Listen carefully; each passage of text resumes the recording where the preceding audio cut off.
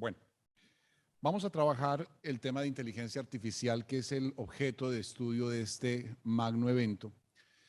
Y quiero dejar sentado antes de entrar al tema grueso, que es redes neuronales adversariales y tecnología GPT-3. Ahora voy a explicar en qué consiste eso. Quiero dejar sentadas al menos dos afirmaciones claves. La primera, el tema de inteligencia artificial no es un tema del futuro. No es un tema de película de ciencia ficción, no es un tema de la era de Ultron o de Terminator, sino que es algo que ya existe, que es un tema del presente. Muchas de las aplicaciones web que nosotros utilizamos a través de nuestros teléfonos inteligentes ya utilizan inteligencia artificial. Existen aplicativos que manejan inteligencia artificial que ya están disponibles en línea. No es un tema de futuro, es un tema del presente, no es un tema de una moda o de algo que está por venir, es algo que ya está entre nosotros y que el derecho debe regularlo y debe preocuparse por ello. En segundo lugar, quiero comentarles que esa preocupación ya se ha trasladado normativamente. En Colombia existe ya la primera norma sobre inteligencia artificial, el decreto 772 de 2020. Tomen nota de esa norma. A mi modo de ver, es una norma hito porque es el primer cuerpo normativo colombiano que habla expresamente de inteligencia artificial. En el artículo 3 se autoriza a la Superintendencia de Sociedades para, en temas de insolvencia, incorporar herramientas de inteligencia artificial a sus trámites concursales. Y uno dice, bueno, pero eso puede ser muy interesante, pero ¿será que la Superintendencia lo ha puesto en práctica? Pues les quiero contar que sí. La Superintendencia de Sociedades ha montado un módulo que se llama el módulo MI de insolvencia empresarial y las supersociedades se ha consolidado entonces en el primer órgano administrativo con funciones jurisdiccionales en contar con un aplicativo de inteligencia artificial para tramitar procesos concursales. Entonces miren ustedes que eso de inteligencia artificial y proceso en Colombia no es algo que algún día tendremos, sino que en el marco de las supersociedades ya está ocurriendo en nuestro país. Luego, poco a poco, eso irá avanzando y seguramente otras áreas también se nutrirán de aplicativos de inteligencia artificial. Eso en primer lugar. Entonces son dos afirmaciones claves que yo quería dejar sobre la mesa. El tema no es del futuro, sino es del presente. Lo segundo, ¿qué es inteligencia artificial? Hay dificultad en la doctrina desde el punto de vista jurídico para decir qué es inteligencia artificial. El maestro Jordi Nieva, en un texto maravilloso, ha dicho que es casi que imposible definirla porque son demasiados aplicativos muy diferentes. Hay inteligencia artificial para desarrollar texto, para editar videos, para tomar decisiones, para controlar robots. Todo eso hace que sea muy difícil concretar una definición específica. Por ello es más fácil dar algunas características de lo que es la inteligencia artificial. Básicamente se trata de sistemas muy complejos basados en algoritmos que tratan de desarrollar actividades o procesamientos que buscan emular las decisiones humanas. Básicamente de lo que se trata es de programas a los que se les pide una tarea que normalmente haría un ser humano. Pero con una diferenciación, y es que el aplicativo no se cansa. Puede trabajar 24/7. Y adicionalmente a eso, el aplicativo puede asumir o procesar grandes cantidades de información, que ahí superan la capacidad humana. Entonces, por ejemplo, ante la frase, un niño va al campo, si yo les pidiera a alguno de ustedes que la completara, seguramente dirían algo así como a ver el paisaje o a jugar o a visitar a su familia. Los aplicativos de inteligencia artificial generan esas respuestas, pero con la capacidad de hacerlo millones de veces en lapsos muy pequeños de tiempo, situaciones que los seres humanos no podemos hacer. Es ahí donde está el gran potencial de la inteligencia artificial, la capacidad de entregarle algunas tareas que normalmente hacemos los seres humanos y que estos aplicativos tienen la capacidad de hacerlo de manera muy rápida, muy ágil. En ese sentido, entonces, quiero plantearles que estudiemos dos aplicativos de inteligencia artificial que ya existen. O sea, no voy a hablar en futuro, voy a hablar en presente. Porque en estos temas tecnológicos a veces pecamos de decir, algún día habrá esto, habrá lo otro. No, voy a hablar de dos temas que ya existen y que creo que pueden tener alguna incidencia desde el punto de vista del derecho procesal. Habrá más. Seguramente habrá otras tecnologías que ustedes pueden consultar y conocer, pero he traído dos a título de ejemplo y quiero mostrarles las siguientes imágenes. Estas imágenes que ustedes ven ahí en pantalla parecen familiares, parecen cercanas, casi que conmovedoras. Pues les quiero comentar que ninguna de las personas que está allí existe. No hay una sola persona que tenga sobre la tierra que tenga esos rostros ni esas expresiones. Estas son imágenes generadas a través de inteligencia artificial, básicamente redes neuronales adversariales. Aplicativos que tienen la capacidad de, escuchen bien, crear rostros humanos. No de editarlos, no es un collage, no es un copiar y pegar, no es que tomó los ojos de una persona, la boca de otra, no. Es que el aplicativo puede crear, cada vez que se ejecuta, un rostro diferente. Esto tiene unas implicaciones bien interesantes en materia de publicidad. Ya no es necesario contratar modelos, ¿cierto? Basta con generar un rostro y ya tienes una cara que puedes utilizar publicitariamente sin tener que pagar derechos ni mucho menos pedirle permiso a nadie. ¿Cómo se genera estos rostros? ¿Cómo se logra esta tecnología? Bueno, a través de las redes neuronales adversariales. Voy a explicar en qué consisten. Las redes adversariales son básicamente dos aplicativos de inteligencia artificial que funcionan muy parecido como funciona el cerebro humano. Entonces, lo que hace una red neuronal es que usted le ingresa una información, la procesa a través de unos nodos y al final genera un resultado. Esa red adversarial le ponemos una par que le compita, básicamente como un estudiante y un profesor, que es lo que trato de graficar en la diapositiva. Pensemos en que una de las redes es un estudiante al que le decimos que haga un caballo, pero nunca le hemos dicho qué es un caballo, ni le hemos mostrado la imagen de un caballo. Simplemente le decimos genere un caballo. La red adversarial número 1, la estudiante, no conoce un caballo, nunca le hemos dado esa imagen y genera algo, unos píxeles.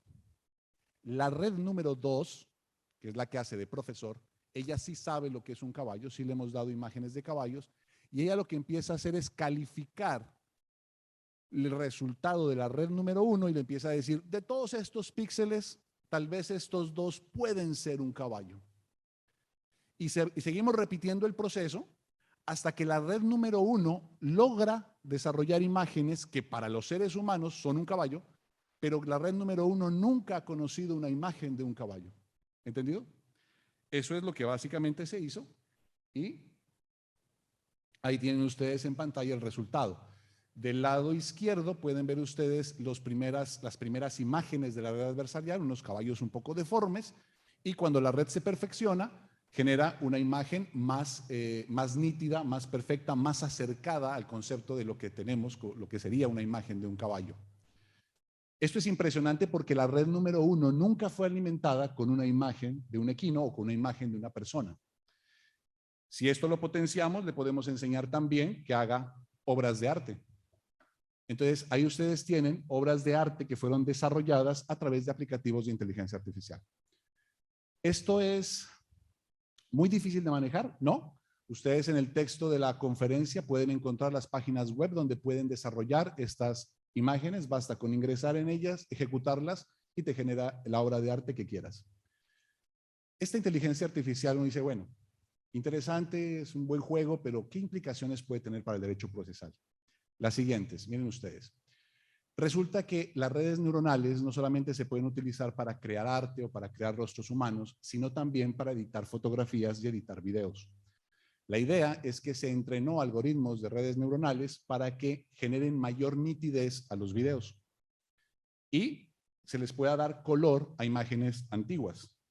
Entonces les quiero mostrar, esta es una fotografía del maestro Piero Calamandrei, que la sometí personalmente a un proceso de inteligencia artificial y le otorgamos color y nitidez a la imagen. Entonces básicamente se puede lograr una edición de las fotografías y de los videos. ¿Qué implicaciones procesales puede tener esto? Entonces, la primera pregunta que yo me hago es, ¿se puede presentar imágenes editadas con redes neuronales a los jueces? Mi respuesta es afirmativa. Esto es complicado porque desde el punto de vista probatorio siempre se ha dicho que la prueba no se debe alterar. Por lo tanto, una imagen o un video, pensemos en un video de una cámara de seguridad, debe presentarse al juez en original. Pero perfectamente podemos acompañar un peritaje en el cual el perito le explique al juez que estas imágenes o estos videos han sido sometidos a una edición de inteligencia artificial y le presentamos al juez el resultado más nítido, mejor visible, más cómodo de mirar, más fácil de valorar. Pero es importante que se debe aportar el original y a través de peritaje aportamos el editado o el corregido, sin alterar el contenido básico de la prueba. De hacerlo, pues estaríamos incluso en implicaciones de carácter penal, ¿no es cierto? Pero miren ustedes algo más. Resulta que las redes neuronales adversariales se han utilizado para crear videos. Así como podemos crear fotografías, podemos crear videos. Y yo quiero invitarlos a que miren con atención el Imagínate siguiente un video. futuro en el que podamos crear artificialmente cualquier contenido multimedia que queramos, que la potencia de la inteligencia artificial nos lleve a ser capaces de generar cualquier imagen, vídeo, texto, audio, con un grado de realismo que no podrá ser diferenciado de la realidad.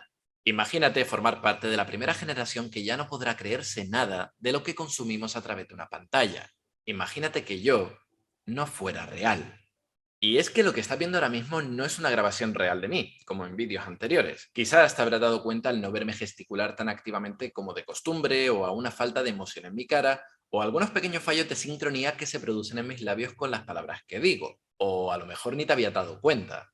Y es que realmente lo que estás viendo ahora es la reconstrucción creada con inteligencia artificial de mi persona, un avatar, al cual yo le puedo facilitar un audio, como este que estoy grabando, y él responderá gesticulando y replicando los movimientos de mi cara. La empresa que ha construido este avatar pues solo requirió de mí una pieza hablando durante 10 minutos, y con esto habrá quedado inmortalizado como un servicio en la nube al que puedo pedirle vídeos bajo demanda que yo nunca he grabado. Lo que está mostrando el video es que a través de inteligencia artificial yo puedo crear videos de personas que nunca se grabaron y que la persona nunca hizo y nunca dijo. Hay unos ejemplos que están en la siguiente diapositiva que ustedes los pueden ver, en los que incluso se revivió a Salvador Dalí, en los que incluso se revivió a Mario Moreno Cantinflas y que también se crearon algunos videos con la imagen del presidente o expresidente norteamericano Barack Obama. Si esta tecnología se utiliza para crear pruebas falsas, esto se llama falsificaciones profundas o deepfake, y se presentan ante las autoridades judiciales, puede generar falsos juicios o falsas probanzas, ¿cierto? Que pueden afectar los fallos y los sentidos de los fallos. Pensemos, por ejemplo, en un proceso de divorcio en el que una de las partes presente un video construido con esta tecnología en el que la contraparte la agrede o hace manifestaciones injuriosas o lesivas y que ese video se presente como una prueba en un juicio de divorcio. Esto es un tema que requiere un juez entrenado y la pregunta es, bueno, ¿cómo identificar esta tecnología o estos videos? Entonces dirán, bueno, fácil, entonces simplemente una tacha de falsedad, artículo 244 CGP, ¿cierto? Y pues hago un perito que diga si es cierto o es falso el video. Bueno, el problema es que estos videos, como no son editados, sino que fueron creados desde un principio como desde cero, ¿sí? No hay ninguna edición. Es decir, no hay ningún elemento en la imagen que permita indicar que el video ha sido alterado. ¿Me hago entender? Es decir, no se trata de un video que yo puedo mirarlo con una lupa y que me indica que tal píxel no coincide. No, es que el video se creó de esa manera. Luego, identificar que es falso es muy complicado. Existen algunas aplicaciones técnicas que logran identificar la falsedad de estos videos, pero requieren una tecnología supremamente sofisticada, lo cual puede implicar grandes retos en materia probatoria en nuestro país. ¿Cuál es el mensaje que quiero dejarles con esta primera parte de la intervención? Y es que el juez debe tener cuidado de no necesariamente creer lo que tiene ante sus ojos, porque eso que tiene ahí pudo haber sido creado con inteligencia artificial.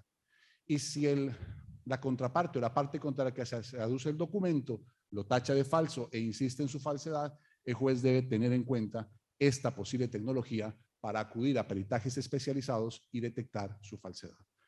Esperamos que así como avanza esta tecnología, también avanzarán los aplicativos que permitirán determinar si son reales o no. Eso para contarles lo que es el aplicativo de red neuronal que ya existe y que se puede utilizar. Les quiero contar una segunda tecnología, que es la tecnología GPT-3. Bueno, está un poco corrida la presentación. ¿Qué es la tecnología GPT-3? Dejamos a un lado imágenes y ahora nos vamos a procesamiento de texto. La tecnología GPT-3 es una tecnología que tiene la siguiente característica. Usted, oído a estudiantes, esto es un sueño para los estudiantes. Usted presenta un texto al aplicativo de inteligencia artificial y le pide, por ejemplo, que lo resuma. Y el sistema de inteligencia artificial lo resume. Pero lo resume bien. No hace un copiar de alguna frase, no. Trata de entender el contexto, miren ustedes, interesante, y genera un resumen del documento. Pero es que no solamente puedo pedir un resumen, puedo pedir una paráfrasis. Pero no solamente una paráfrasis, puedo pedirle al texto, al aplicativo, que continúe el texto. Entonces, puedo generarle un contexto y él sigue, por ejemplo, con la historia. Si se trata de un cuento, él puede seguir construyendo el cuento. Hay historias, inclusive hay novelas completas que ya se han escrito con inteligencia artificial, sin intervención humana. ¿Esto para qué nos puede servir a los abogados? Bueno, pues yo hice el ejercicio con tecnología GPT-3, le introduje un texto con connotaciones jurídicas y le pedí al aplicativo que genere un resultado. Del lado izquierdo, ustedes ven el texto humano, la intervención humana, y del lado derecho, 3 resultados que generó la inteligencia artificial. Es decir, el texto de la derecha, los 3 textos de la derecha, son creación de inteligencia artificial. Hay una ponencia en el texto, lo pueden encontrar. Si ustedes miran con detenimiento, no lo voy a leer, pero si ustedes lo revisan, se darán cuenta que al menos 2 de las 3 son altamente coherentes desde lo jurídico. Y eso que el aplicativo no está pensado para temas jurídicos, sino para temas literarios. Esta tecnología puede ser muy útil para la construcción de demandas, contestaciones, recursos, autos e incluso sentencias. No estoy diciendo que le entreguemos a la tecnología la capacidad de decidir, sino más bien que utilicemos estos aplicativos de inteligencia artificial como una suerte de sustanciador digital.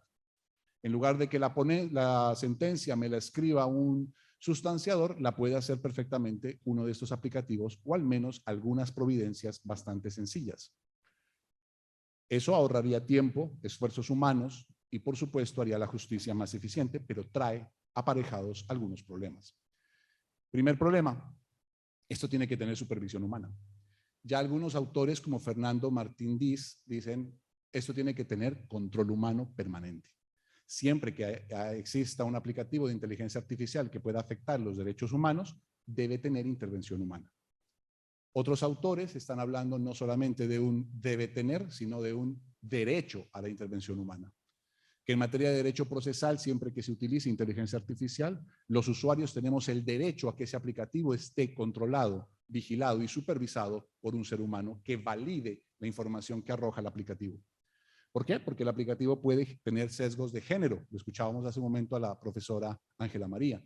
Puede tener sesgos racistas, puede tener sesgos sociales que los seres humanos podríamos evitar o identificar, pero que la máquina no los identifica.